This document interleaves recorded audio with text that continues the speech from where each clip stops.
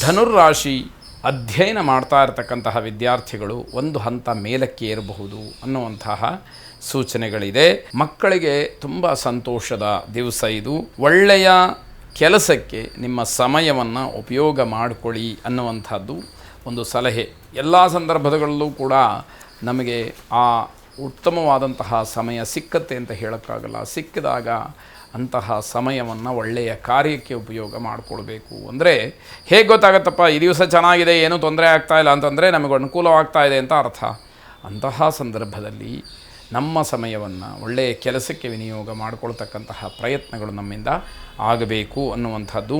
ಸ್ಪರ್ಧಾತ್ಮಕವಾದಂತಹ ಪರೀಕ್ಷೆಗಳ ವಿಚಾರವಾಗಿ ಒಂದಷ್ಟು ಗೊಂದಲಗಳಾಗಬಹುದು, ಇದನ್ನು ಗಮನಿಸಬೇಕಾಗತ್ತೆ.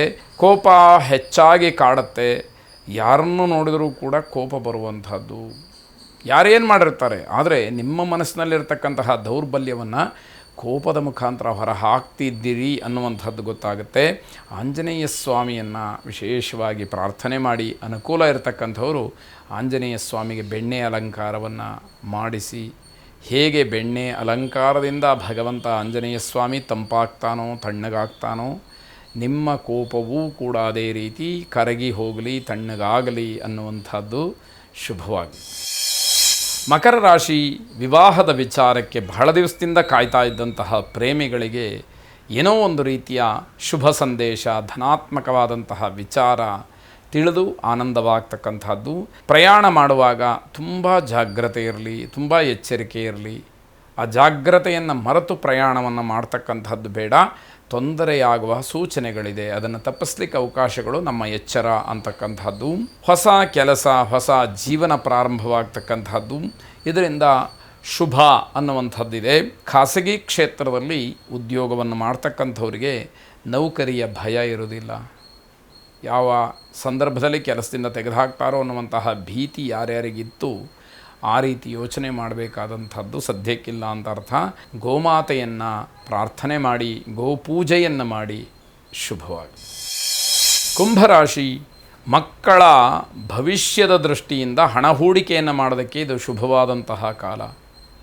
ನಾಳೆ ಆಪದ್ಧನವಾಗಿ ನಮಗೇನಾದರೂ ನಮ್ಮ ಕೈಯಲ್ಲಿ ಇರಬೇಕು ಅಂತಾದರೆ ಇವತ್ತು ಒಂದಷ್ಟು ಹಣವನ್ನು ಉಳಿಸಿ ಹೂಡಿಕೆಯನ್ನಾಗಿ ಮಾಡಿದರೆ ಬಹಳ ಉತ್ತಮವಾದಂಥದ್ದು. ಕಾನೂನು ವಿಚಾರವನ್ನು ಅಧ್ಯಯನ ಮಾಡ್ತಾ ಇರ್ತಕ್ಕಂತಹ ವಿದ್ಯಾರ್ಥಿಗಳಿಗೆ ಏನೋ ಒಂದು ರೀತಿಯಲ್ಲಿ ಹಿನ್ನಡೆ, ತಮ್ಮ ವಿದ್ಯಾಕ್ಷೇತ್ರದಲ್ಲಿ ಸ್ವಲ್ಪ ಹಿನ್ನಡೆಯಾಗ್ತಕ್ಕಂಥದ್ದು. ಮಾತಿನ ಭರದಲ್ಲಿ ಅನಗತ್ಯವಾದಂತಹ ವಿಚಾರಗಳಿಗೆ ಸಿಗಹಾಕ್ಕೊಳ್ತೀರಿ, ಅದು ನಿಮಗೆ ಬೇಕಾಗಿರೋದಿಲ್ಲ, ಮೇಲೆ ಎಳ್ಕೊಳ್ಳುವಂಥದ್ದು. ಆ ರೀತಿ ತೊಂದರೆಯನ್ನು ಅನುಭವಿಸಬೇಕಾಗತ್ತೆ. ಮಾನಸಿಕವಾಗಿ ಸಮಾಧಾನ ಇರೋದಿಲ್ಲ. ಅನಗತ್ಯವಾದಂತಹ ಖರ್ಚು, ಖರೀದಿ ಇವೆಲ್ಲ ನಿಮಗೆ ತೊಂದರೆಯನ್ನು ಮಾಡುವಂಥದ್ದು. ಸಾಯಂಕಾಲದ ಹೊತ್ತಿಗೆ ಮಾತೆಯರಿಗೆ, ಸ್ತ್ರೀಯರಿಗೆ ಎದೆನೋವು ಕಾಣಿಸ್ಕೊಳ್ತಕ್ಕಂಥದ್ದು. ಸ್ವಲ್ಪ ಎಚ್ಚರವನ್ನು ವಹಿಸಬೇಕಾಗತ್ತೆ. ವೈದ್ಯರ ಸಲಹೆಯನ್ನು ಪಡ್ಕೊಳ್ಬೇಕಾಗತ್ತೆ. ಔಷಧಿ, ಮಾತ್ರೆ ಇತ್ಯಾದಿಗಳನ್ನು ಸಕಾಲದಲ್ಲಿ ನೀವು ಸೇವಿಸಬೇಕಾಗತ್ತೆ ಅಂತ ಅರ್ಥ. ಸಣ್ಣ ಪುಟ್ಟ ವಿಚಾರಗಳಿಗೆ ದೊಡ್ಡ ಮಟ್ಟದಲ್ಲಿ ಕೋಪವನ್ನು ಮಾಡಿಕೊಳ್ತೀರಿ, ಅದರ ಅಗತ್ಯತೆ ಇರೋದಿಲ್ಲ. ಆದರೆ ಸ್ವಭಾವ ಅದು ನಿಮ್ಮನ್ನೂ ಕೂಡ ಬಿಡದೇ ಇರತಕ್ಕಂಥದ್ದು. ರುದ್ರ ಮಂತ್ರವನ್ನು ಶ್ರವಣ ಮಾಡಿ ಶುಭವಾಗಿ. ಕೊನೆಯದಾಗಿ ಮೀನರಾಶಿ ವಿಶೇಷವಾಗಿ ಪ್ರಭಾವಿ ವ್ಯಕ್ತಿಗಳ ಸಂಪರ್ಕ, ಸಹಾಯ, ಅವರ ಭೇಟಿ ನಿಮಗೆ ಆಗುವಂಥದ್ದಿದೆ. ಕೆಲಸದ ವೇಳೆ ಮಾತಾಡುವಾಗ ಮನೆಯಲ್ಲಿ ಮದುವೆ ವಿಚಾರವನ್ನು ಪ್ರಸ್ತಾಪ ಮಾಡೋದಕ್ಕೆ ಅವಕಾಶಗಳಾಗತ್ತೆ. ಮುಂದಿನ ದಿನಮಾನದಲ್ಲಿ ಆ ಮದುವೆ ವಿಚಾರವನ್ನು ನೋಡೋಣ ಅನ್ನುವಂತಹ ಮಾತುಗಳು ಅಲ್ಲಿ ಬರಬಹುದು ಅಂತ ಅರ್ಥ. ನೌಕರಿಯಲ್ಲಿ ಇರತಕ್ಕಂತಹ ಮಹಿಳೆಯರಿಗೆ, ಉದ್ಯೋಗಸ್ಥ ಮಹಿಳೆಯರಿಗೆ ಅನುಕೂಲವಾಗ್ತಕ್ಕಂತಹ ದಿವಸ ಇದಾಗಿದೆ. ವ್ಯಾಪಾರ ವ್ಯವಹಾರಗಳ ಅಭಿವೃದ್ಧಿಯನ್ನು ನೀವು ನೋಡಲಿಕ್ಕೆ ಅವಕಾಶಗಳಾಗತ್ತೆ. ವಿದ್ಯಾಭ್ಯಾಸದಲ್ಲಿ ವಿಶೇಷವಾದಂತಹ ಪ್ರಗತಿಯನ್ನು ಕಾಣ್ತೀರಿ. ಹಿಂದೆ ಯಾವುದಾದ್ರೂ ಒಂದು ವ್ಯವಹಾರದಲ್ಲಿ ನಷ್ಟವನ್ನು ಅನುಭವಿಸಿದರೆ ಈ ದಿವಸ ಅದನ್ನು ಸರಿಪಡಿಸ್ಕೊಳ್ಳೋದಕ್ಕೆ, ಆ ನಷ್ಟವಾದಂತಹ ಹಣವನ್ನು ಮತ್ತೆ ಪಡೆಯೋದಕ್ಕೆ ಅವಕಾಶಗಳು ಹೆಚ್ಚಾಗುವಂಥದ್ದು. ಚೌಡೇಶ್ವರಿಯನ್ನು ಪ್ರಾರ್ಥನೆ ಮಾಡಿ ಶುಭವಾಗಿ.